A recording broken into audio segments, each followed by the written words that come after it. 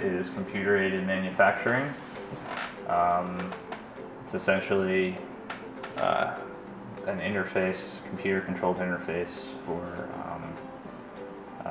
for manufacturing, for fabrication, production, and specifically how we use it is as kind of the go-between of computer-aided design, or CAD, and the actual production of a piece.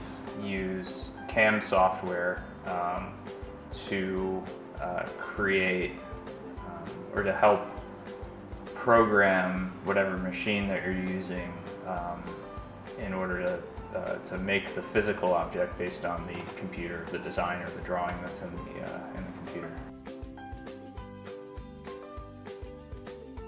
I mean, in a mold, a lot of times, they can pick up a hell of a lot of detail. They can pick up, whatever detail is in the original, the blank object. So you want to try to, minimize those machine marks in most cases as much as possible, and do that right off of the machine. And by running simulations and by kind of, working with the CAM software, you can find ways to get it to that point. Our CNC goes to basically it's accurate to the third decimal place within plus or minus, I think, 0.02 of an inch.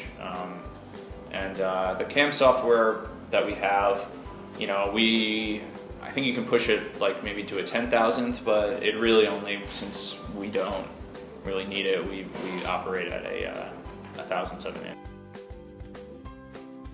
It's the G code, which tells you the speed that the spindle is running at. Just a list of coordinates to show where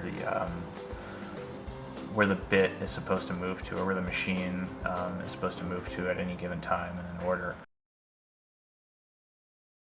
One way factories make product parts is by melting materials such as metal, rubber, or plastic, then pouring or injecting them into molds.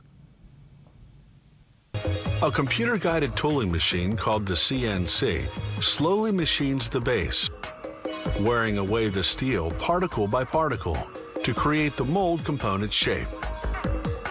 This one, part of a mold for the plastic rim around a snowmobile's front headlight, takes 20 hours to complete. From here, most mold components go on to a second tooling machine, especially if they require fine detailing that this CNC machine isn't capable of carving. The electrode goes face down on the second tooling machine called the EDM. Directly underneath is the mold half that's been partially formed on the first machine.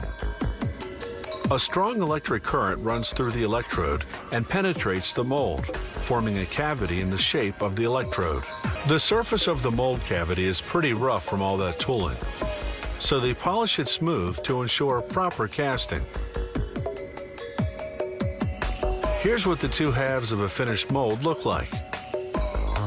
The pins and bushings fit together to close the mold before injecting the hot liquid plastic.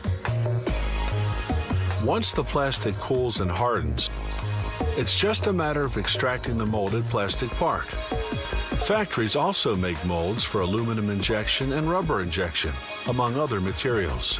They build those molds from different types of metal, but using the same techniques.